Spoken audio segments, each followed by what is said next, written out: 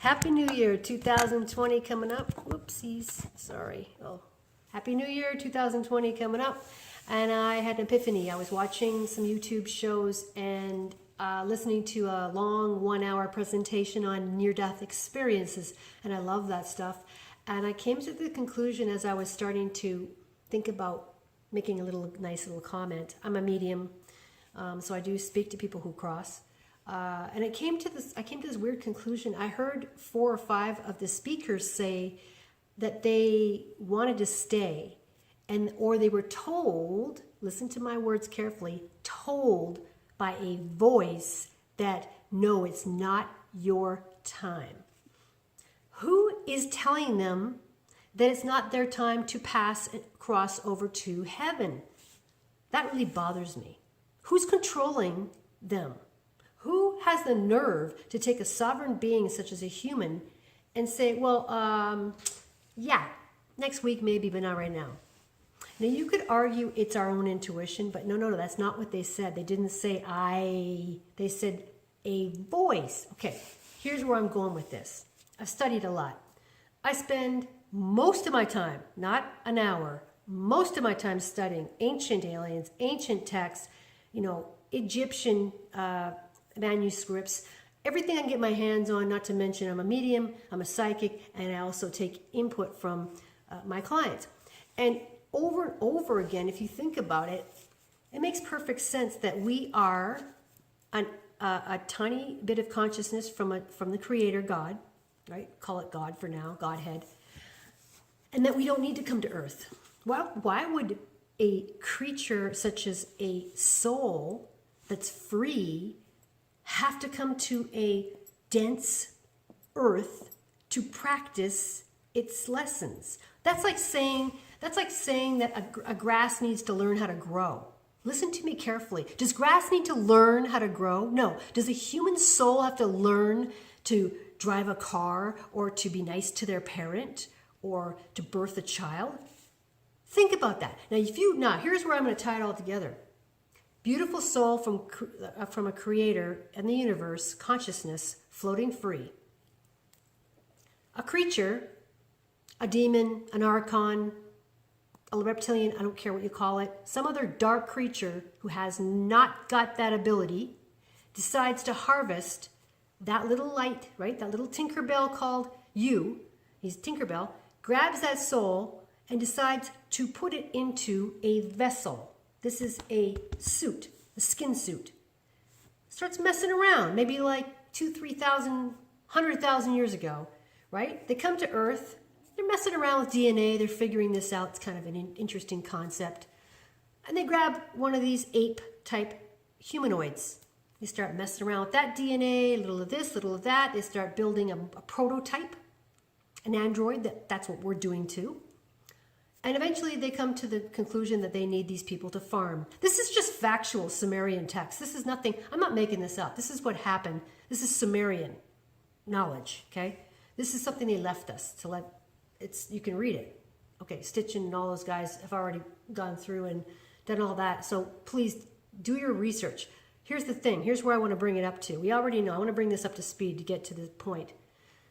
Okay, so we've been messed with. Our DNA's been messed with. Science has proven that. We have bones that we can't identify. We've got a lot of genetic chaos. Here's where I'm bringing it to. The near-death experiencers said that somebody else told them it's not your time. You're not allowed to have sovereignty over your own experience. You have to stay on Earth. I believe the ego is a machine. It's software. The ego is a software program that is installed into this android suit. Okay? Does it make sense? This is a suit. It's made of flesh. It's very heavy and it's very dense. The human soul is captured, is inserted into the suit, which has an ego program. The ego program works very well. This is a very sophisticated, millions of years of sophistication, that somebody put this whole program together, and that we are here to, supposedly, this is the programming, religious programming, we're here to learn. Learn what? I'll go back to my first principle. If we're free, sovereign beings, a consciousness, a drop of the ocean of God, We don't need to come to Earth to learn how to comb our hair or to mate or to pick out an outfit for New Year's Eve. When we die, we can die freely. We can come, we can go. In fact, why don't we come and go all the time? Because we can, because clearly people who have practiced meditation deeply, Tibetans and other saints, have managed to leave their body. People have seen, if you want to go with the Jesus thing, people have seen Jesus do it, right? That's what was reported. And I'm pretty sure he's not the only one. And so if we've seen evidence of ghosts, time travelers, there's a lot of reports over the years about people who are crisscrossing time slips. In Europe, they call them time slips. If all these dimensions are very fluid, then it seems to me that we are I don't like to use the word, I'm going to use a different word. We have been harvested. We're farm animals. I don't want to use the SLA. That word is not very good word these days. But let's just say we're soldiers that have been brought here to harvest, and the goods and services that we are responsible for, generally speaking, are gold and oil. That is why you are not allowed to have free energy. Because free energy would mean, and we keep looking at the people here like the presidents, and stop looking at the humans or whatever those are. Start thinking a little bit more further out. We're here to make oil because that is a product that is used for commerce for other societies. So that is why we are here. We're just soldiers here. And if you want to go deeper, and if you happen to like some of the stuff that's on YouTube, there's a lot coming out about this. I'm not the only one. I'm just one of the many, many thousands of people who are starting to put the pieces together. I don't believe everything. I don't think you should either. But it makes perfect sense why, if you have no ego, you'll end up in a mental institution, you'll end up being medicated, or you'll end up in a hospital. Because on Earth, if you do not have an ego, you cannot operate here. It's broken, okay? You're corrupted.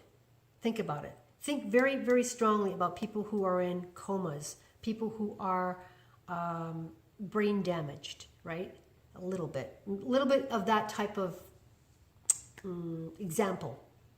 They can't operate their arms, they can't speak, right? The frontal lobe is damaged. Well, just like when the ego isn't operational.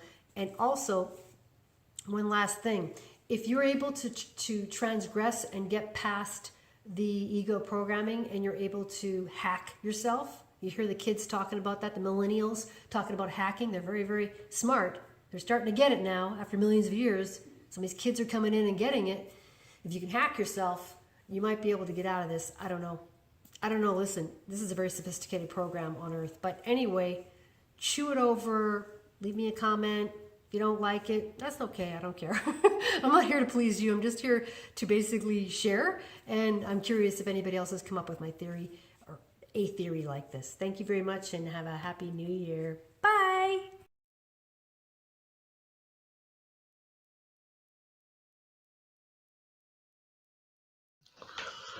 Hello everyone, this is Rich Suspicious Mad Cat Sphere, and I wanted to talk about spirituality and the issues that I have with it. If you guys don't know, I talk about spirituality sometimes, and I try to give my insights. I've uploaded videos in the past. I know you guys wanted to talk about telekinesis tutorials and all that stuff. You guys can watch my videos and all that, but sometimes I have to upload spiritual videos. This is just a video that I want to talk about in a summation of my theories on it from the past. And the thing is, though, is that psychokinesis is that there's a contradictions with spirituality, and contradictions and living life is that there is no really reason for us to be here, because every life that we live is basically the same life. Every life that we do, every life that we live is basically the same. There is no reason to actually be here, because there's this thing called constants that I've come up with that basically connect all our lives together, and that every new life you live is only small differentiations, small differences, but the constants connect them all. The thing is, though, is that every life that we live, we all feel the same sun. No matter what region of earth or what race or gender you are, everyone feels the same sensation of sun. No matter where you're at on earth, you're feeling the same breeze of wind. There is no reason for you to be coming to live a life when you're feeling the same thing. When you're feeling the same thing that everyone feels, there is no point for that. And everybody feels the same sensation of water, rain, and when you swim. There is no reason for you to come and swim because everyone lives and feels the same water. That's what connects all the lives. You know, and that's basically in one life you lived all the lives. You don't need to live multiple lives just to experience small differentiations because all the lives in one life you live them all. You don't need to be here constantly going around circles and going living and dying, living and dying, living and dying. You don't need to be doing that. You don't need to be here just so you can relearn how to be envious or jealous or hateful or to, like, why do you want to be here? Just so you can be envious of others or be hateful of others or jealous of others' things. Why do you want to be here? Just so you can project that or that you can become that or to feel that. That's not right. Because when you feel those emotions, as you feel those emotions, you're affecting others around you. That's the problem. That's the issue. Is that we're unnecessarily living lives where we are affecting others negatively. And spiritualists can say, well, we're just learning from each other. Well, that's fine. But living life is a bunch of foolishness. There is no reason to be coming here to live. It's all a bunch of childishness. The spirits are so pretentious and such sad entities that they have to be coming back. And the thing is, though, is that this is the sad thing that's going to hit home, is that we have to create problems in order for us to solve them. We have to create issues in order for us to solve the issue. We have to create the problem in order to solve the problem, when the issue and the problem wouldn't otherwise exist. There is no reason for us to create an issue when there is no reason for the issue to exist from the beginning. It's like this. This is the sad thing, is that spirits, they conduct a new life. They want to live a new life.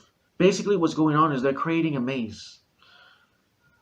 The maze is something for them to get through and to solve and to be able to get out and to live and, to all that.